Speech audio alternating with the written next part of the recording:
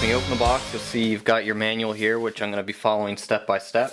We've got our main frame assembly, tail case, canopy all in this big box here. Our blades, tail boom, torque tube, everything in this long box here. Servos, voltage regulator, any other electronic devices in this box, and our 3GX flybarless system. Like I said, I'm going to go ahead and substitute the stock head for the latest DFC rotor head. It is very important that you have the latest grip update, which is these flybarless arms here, and essentially what we've done is shank the bolt further into the grip post. So instead of having your threads end right at the end of the post, you've got a couple millimeters of bolt shank going in there to add some strength to the grip post. I haven't personally ever had a problem in flight with it, but I have broken them off in a crash, so hopefully we don't have to test that anytime soon, but it'll be nice if they do survive. Alright, so this is how the rotor head comes out of the box. The spindle bolts are loose, so I'm going to go ahead, pull the blade grips off. We're going to install the new DFC rotor head, and while I have these out, I'm going to make sure that the thrust bearings have grease in them.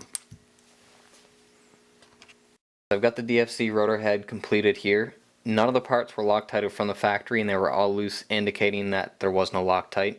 The thrust bearings had a little bit of the clear line grease in them, but not as much as I would have liked, so I went ahead and added a little bit. Here's the finished product. I'm going to go ahead and move on to the next step, which is the main frame assembly, and we'll stop halfway through to go over that as well. Okay, so here we have the two bags that are required to complete the main frame assembly. Here's all of your carbon pieces, and in this one are your main shaft bearing blocks, the skid holders, your motor bearing block, and your motor mount. So I'm going to go ahead and assemble half the frame, and then we'll come back and revisit what it looks like. I've got one half of the frame done here. You can see that there's two main shaft bearing blocks, your pinion bearing block, and your base plate. You want to make sure that you pay attention to the orientation of the bearings in each bearing block. The top one goes in from the top, bottom from the bottom, and your pinion bearing block in from the top. If you flip those around, then your main shaft's going to pretty well come out in flight. So just be cognizant of the fact that those have to go in orientation specific, and most of these bolts don't require Loctite because they're shouldered into the carbon frame and they're a tight enough fit that the friction between the shoulder and the carbon frame gives you enough locking. So I'm going to go ahead and throw the other side of the frame on it, put the electronics tray up at the front, and we'll come back and see what's going to happen next. We've got the electronics tray on the front, mounted the skids on the bottom of the frame, so now it's got something to sit on for the rest of the build. The next thing that I'm going to go ahead and do is put the motor on the motor mount, put the pinion on the motor, and install a couple servos. Alright, so I've decided to leave all the servos for the very last part of the build. It's just easier to do all the electronics wiring at once, get it nice and tidy. But I did go ahead and install the motor and did the elevator control bracket back here. So the motor mounts to the frame with 4 screws, and the motor mounts to the motor mount with 4 screws. There's a hole here in the electronics tray to bring your wiring through. Like I said, I also went ahead back here and installed the elevator bell crank and A-arm. The kit comes with a couple shims, and when you put this cross shaft through, you want to shim it on either side until there's no back and forth or in and out play on that bell crank. Once you've got that done, it's all set and we're ready to move on to the next step. So the next step is to assemble the rear tail case. Majority of it's already done for you. These are the new V2 style tail rotor grips, so you've got a radial bearing, a thrust bearing, and then a second radial bearing, which eliminates any of the slop you would have seen previously with the single radial bearing style grip. I did take the bolts out of them to make sure that the thrust bearings were greased and they looked alright, so I just went ahead and put it all back together. There was Loctite from the factory on the tail rotor grip hub bolts. So basically we're going to attach our pitchforks or pitch links here and the bell crank and go ahead and bolt it onto the tail boom. Alright, so I've got the tail rotor case and the tail rotor grip assembly all done, built up over here, but before we can go ahead and put it on the tail boom, we need to slide the torque tube through the tail boom. I've gone ahead already and glued the bearing onto the torque tube with a little bit of crazy glue, then slid the rubber bearing holder over the bearing, lubed it up with a little bit of WD-40, and now we're going to slide it in through the torque tube, or in through the tail boom I should say. Once it's through the tail boom, we can go ahead and install the tail case. Tail rotor case mounted to the tail boom. In the back here, in between the tail fin and the tail rotor case, there is a plastic piece that indexes the tail rotor case into the tail boom, so it's not allowed to rotate. Next, we can go ahead and mount the horizontal fin bracket, our horizontal fin, and our tail boom supports. This is where I've deviated from the instructions a little bit. The manual asks for you to assemble the tail boom into the tail rotor case up front, the forward gearbox, before you insert it into the helicopter. I always find it a little bit easier to put the plastic tail rotor case into the mainframe before I go ahead and put the tail boom into the helicopter. Once the tail boom is fully inserted into the plastic tail casing up front here in the helicopter, you're going to tighten your 4 clamping screws and your 1 M3 pinning bolt on the right hand side of the frame.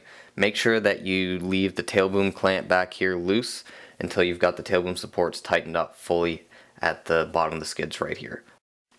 Next step is to install the main gear into the frame of the helicopter. This particular model comes with a machined helical cut main gear, which does 2 things.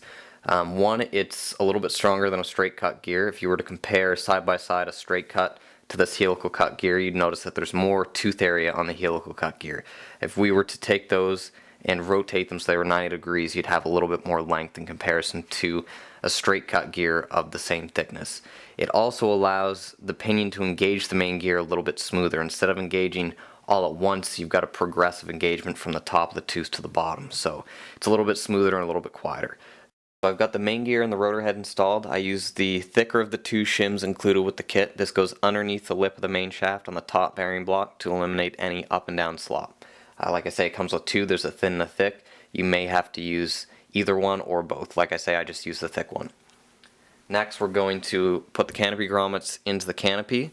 You've got these little plastic spacers, which in the manual suggests go from the outside in.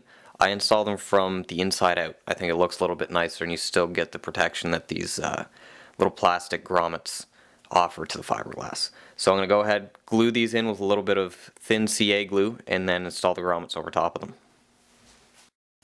Your 600 Pro kit comes with a pretty complete electronics package. You've got your 3 DS610 aligned cyclic servos, your 650 tail rotor servo. It comes with a Castle Creations 80 amp HV Ice 2 speed controller, along with the bullet connectors to connect that up to the motor. We'll go through how to solder those here in a minute.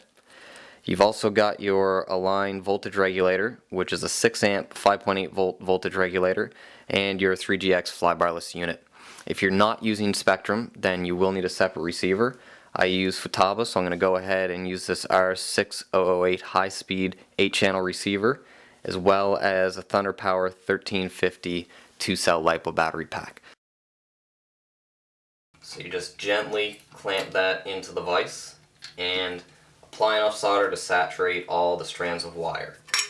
One thing to keep in mind when you're doing this is the solder always flows towards the heat. So you want to get a little bit of solder onto the tip of your soldering iron. And hold the soldering iron onto the top of the wire. And once it gets hot enough on the bottom, the solder will just soak all the way through the wires.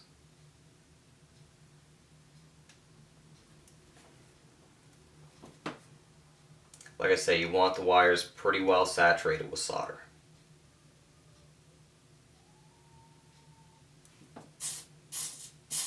We're going to tin our bullet connector the same way we did with the wire.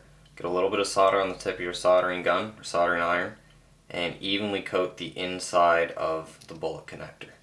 Not with a whole lot, just enough to get it nice and evenly coated. Once that's done, grab your speed control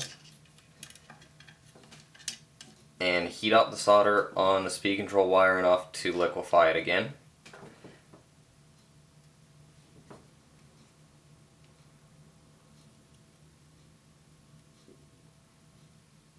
Once that's wet, you can go ahead and slowly, while holding the heat to the wire, insert it into the bullet connector.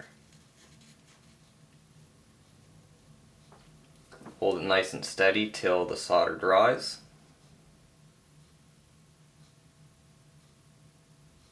And then once it dries, you're done. You can see I got a little bit of excess there on the end.